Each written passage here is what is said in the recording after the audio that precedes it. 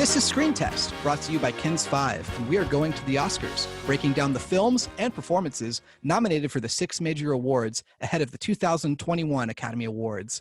I'm Jackson Floyd. And I'm David Lynch, and in this video, we're going to be breaking down the Best Picture race, the Best Picture narratives, who we think will win, who we think should win at this point in time. The 8 nominees for Best Picture this year are Minari, Mank, Sound of Metal, Promising Young Woman, The Father, Judas and the Black Messiah, Trial of the Chicago 7, and Nomadland. A fairly strong lineup, I think, of Best Picture contenders, Jackson. I think relative to a couple years past, probably one of the stronger ones we've had. There's no Green Book in there. There's no frightening choice like a frightening contender like Bohemian Rhapsody, say. I think that's pretty reflective of the quality of movies that we had this last year. Even though we had some of those delayed blockbusters that we'll see this year and in 2022, there was still plenty of smaller mid-budget movies that were able to sneak in there this year. I think the lineup is reflective of that. Exactly. What a year for movies. And they stuck with 8 films this year, which I think does them well. It kind of weeds out the Bohemian Rhapsodies of years past. A great crop of films, I think, just representative across the board. You've got, fantastic debuts. Emerald Fennell directing Promising Young Woman. You've got some breakthrough performances and movies put together, like Chloe Zhao for Nomadland, or you talk about Paul Raci for Sound of Metal. And then you've got some of the staples, people we've seen here before. David Fincher, Aaron Sorkin, Anthony Hopkins, Frances McDormand.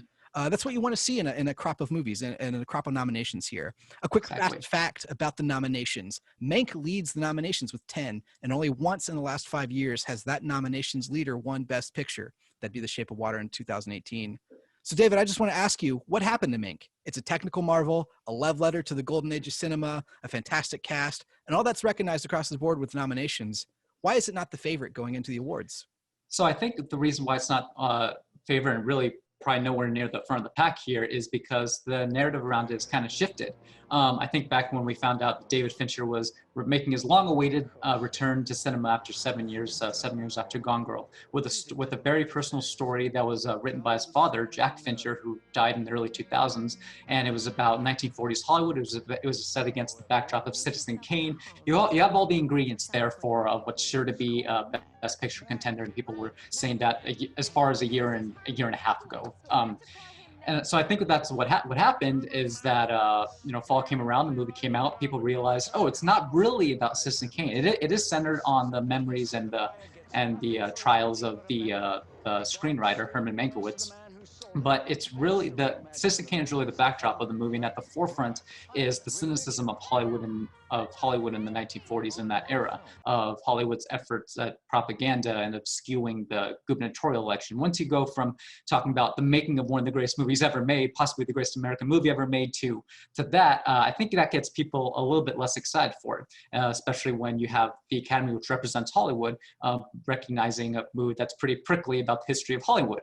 I also think that one of the things that happened with Mank as far as losing its momentum, and of course the expanded eligibility window with the Oscars, it partly has to do with that. We would have had the ceremony in a normal year 2 months ago. Here we're having it, preparing for it at the end of April. But I think part of what that expanded Oscar season, if you will, does is the conversation has gone from Mank's chances at the Oscars and why may or may not be deserving of Best Picture to why isn't Da 5 Bloods nominated, which is Netflix's other movie, one of Netflix's other offerings that came out in 2020. Trial of the Chicago 7 and Mank make up Netflix's 2 contenders this year, but a lot of people were hoping that Da 5 Bloods would get in there, and I think you would agree with that, Jackson. I know I would have hoped that it would have been a contender. Instead, it only nabbed score. So the conversation has gone from is Mank deserving to where's Da 5 Bloods in the conversation. Yeah, I think, we'll talk a little bit more about representing and recognizing Spike Lee and what he's done at this year's Academy Awards. And that's not, we're not seeing that this year. So Mank, not a favorite, not even in the tier of frontrunners. Who will win in your book? Nomadland has kept the momentum since its premiere at film festivals last September.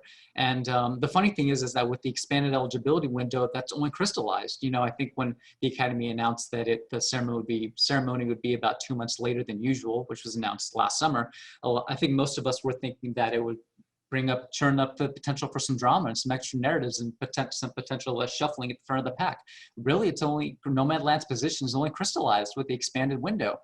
You have the emergence of Chloe Zhao. This is her third feature, and she's quickly become a hot commodity in Hollywood. She's going to be directing a little movie called The Eternals coming up later this year. You might have heard of it. At least at this point in time, it's scheduled to come up later this year. So I think Nomadland has gained all the momentum at this point. It's important to note that we're recording this still 2.5 weeks out from the Oscars, from when they'll be handed out. The DGA awards still have to be recognized, are still coming up, as well as the American Cinematographer Society, as well as the BAFTAs. So the narratives can change in the next 2.5 weeks, but nothing that we've seen has shunted Nomadland from its pole position. Yeah, I think if you look at the other awards, the only other thing that could hint at momentum for another movie would be the SAG Awards, which just gave it their award for Best Ensemble to Trial for Chicago 7. Important to note, while the SAG Awards have called some of the nominations in the past, or some of the winners in the past, it's not a predictor, per se, of how this award will go. The acting body is a large body, but it's not a majority. So we'll see. They called Parasite last year. They've called, I think, Shakespeare in Love was another SAG Award win over Private Ryan. But all that being said, Nomadland wasn't represented. That's not an ensemble cast. It's Fred Dormand. It's a lot of outsiders to the film industry telling their stories, and Chloe Zhao turns a camera to that story and puts it. And I think that it should win based on that, based on the masterpiece that she put together, capturing the other performances. There's a reason why it's a front runner. All that being said, David, do you think it should win? I think so. I think out of the contenders we have here, Nomadland is far and away the best movie. I think it'd be pretty amazing if the second year in a row the Academy did recognize the best movie that it nominated after Parasite last year. As far as my favorite, what I marked down as the best movies of 2020, I only had one other movie, First Cow, which wasn't nominated in the field here ahead of Nomadland, but it's one of the best movies. It's such a graceful, pensive story. It's beautifully shot. It's beautifully scored. It's beautifully acted, beautifully directed. The blending of the narrative surrounding Frances McDormand's character and the real life characters, these real life nomads played by actual people who are in that position of traveling across the country in vans, picking up seasonal work wherever they can. It's a beautiful harmonization of all the elements you want in a movie, and I think it just makes it all the more interesting that it's the actual front runner in this race, because it's a movie of quiet emotions, of quiet catharsis, quiet triumphs, quiet grief, and I've heard it described as one of those movies that it gives as much as you. It gives to you as much as you put into it, which I think is an excellent way to describe the movie. But the Academy doesn't always recognize it, those kinds of movies. But it's garnered all the momentum. I think it will win, and I think it certainly should win out of these contenders. We like the quiet movies this year, right? We like exactly. We like First Cow. I think maybe that's retrospective of a year spent in quarantine and spent inside. My personal favorite movie of the year is Sound of Metal. I'd like to give it a little shout out here, though I do think Nomadland deserves to win just for all things we've said in the past over the last few minutes here. Sound of Metal is a solid 1B for me. Just the performances captured on that film, the way they represent sound and they represent what's going on in the main character Ruben Stone's head. It's just an overwhelming film and just very emotive. And Paul Raci just was a breakthrough performance of the year. All that being said, Nomadland, I think, is the favorite. It should win. It's a masterpiece of a film, what Chloe Zhao does. And that's where we're turning here with the Oscars. So we'll see what happens there. All that being said, if Nomadland doesn't win, for instance, how would you say you are on the outrage meter? If we gave it through a scale of 1 through 5, how outraged would you be if it went a different direction? If it goes a different direction, I think as far as at the very least, it would make for an intriguing Oscars night, right? Because right now the narrative's kind of crystallizing. It's the front runner. It's almost a lock. It's as far as a lock it could be in a Best Picture field with this expanded window. For drama's sake, it'd be interesting. It'd be, we wouldn't put aside it's hard not to think about the implications of if anything else won in this field.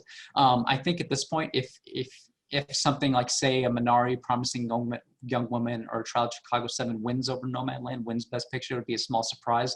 If anything else other than those 4 movies win, it would be, you can consider that a major upset. Apologies to your beloved Sound of Metal. But it kind of depends on what movie wins. I think it would be at least interesting as far as to to consider the implications of where the Academy is heading and what it wants to recognize. If anything else wins, Nomadland will always be the best movie of the year in my heart. But at the very least, it would be intriguing to see if another movie can steal that trophy.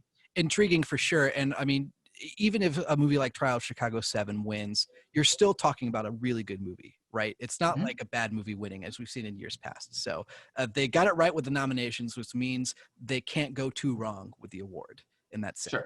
Sure, exactly. we can only expect to be a little disappointed, not throwing up our arms and shrieking in horror. So yeah. Well, I think that wraps it up for the Best Picture conversation. You can catch more of these conversations on the Kins 5 YouTube page. Click subscribe down there in the bottom, and of course, find more of this at kins5.com/screentest. I'm Jackson Floyd, and I'm David Lynch. Thanks for watching. Enjoy the show.